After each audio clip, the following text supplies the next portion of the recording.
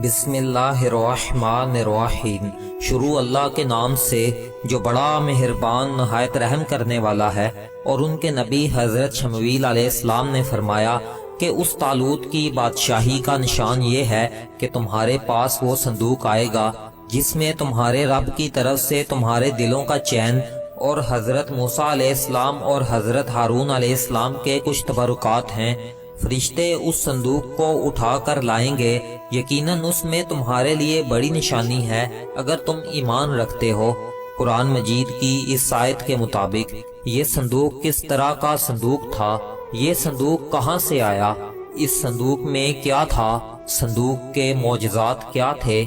اس آیت کا پس منظر کیا ہے۔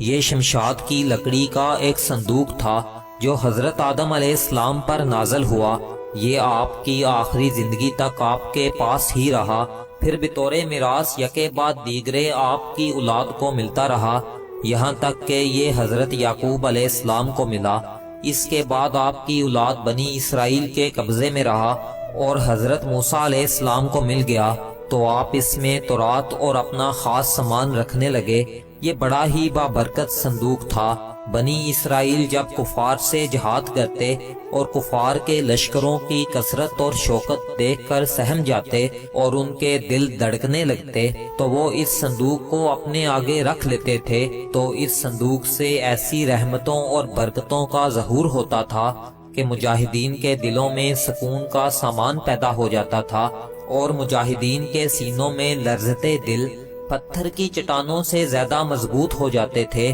اور جس قدر صندوق آگے بڑھتا تھا، آسمان سے نصر من اللہ و فتح قریب کی بشارت عظمی نازل ہوا کرتی تھی اور فتح مبین حاصل ہو جایا کرتی تھی۔ اور جب بنی اسرائیل میں کوئی اختلاف پیدا ہوتا تو لوگ اسی صندوق سے فیصلہ کراتے تھے اور اس صندوق سے فیصلے کی آواز سنی جاتی تھی۔ بنی اسرائیل اس صندوق کو آگے رکھ کر اس کو وسیلہ بنا کر دعائیں مانگتے تھے تو ان کی دعائیں قبول ہوتی تھیں اور بلاؤں کی مصیبتیں اور وباؤں کی آفتیں ٹل جایا کرتی تھیں۔ یہ صندوق بنی اسرائیل کے لیے تابوت سکینہ اور برکت و رحمت کا خزانہ تھا، مگر جب بنی اسرائیل گناہوں میں ملوث ہو گئے اور ان میں سرکشی کا دور دورہ ہو گیا تو ان کی بدعمالیوں کی نحوست سے ان پر اللہ کا عذاب ہو گیا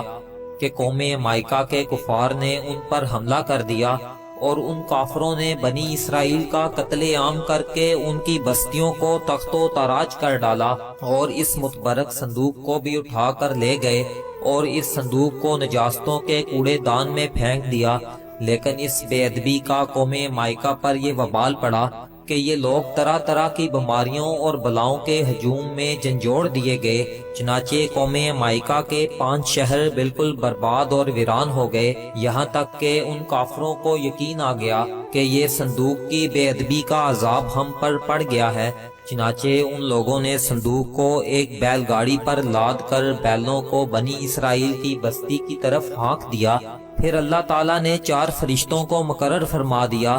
جو اس صندوق کو بنی اسرائیل کے نبی حضرت شمویل علیہ السلام کی خدمت میں لائے۔ اس طرح بنی اسرائیل کی کھوئی ہوئی نعمت ان کو دوبارہ مل گئی اور یہ صندوق ٹھیک اس وقت حضرت شمویل علیہ السلام کے پاس پہنچا جب حضرت شمویل علیہ السلام نے طالوت کو بادشاہ بنا دیا تھا اور بنی اسرائیل طالوت کی بادشاہی تسلیم کرنے پر تیار نہیں تھے، اور یہی شرط ٹھہری تھی کہ صندوق آ جائے تو ہم طالوت کی بادشاہی کو تسلیم کر لیں گے۔ چنانچہ صندوق آ گیا اور بنی اسرائیل طالوت کی بادشاہی پر رضامند ہو گئے۔ تابوت سکینہ میں کیا تھا؟ اس صندوق میں حضرت موسیٰ علیہ السلام کا عصا اور ان کی مقدس جوتیاں، اور حضرت ہارون علیہ السلام کا امامہ، حضرت سلیمان علیہ السلام کی انگوٹھی، تورات اور تختیوں کے چند ٹکڑے،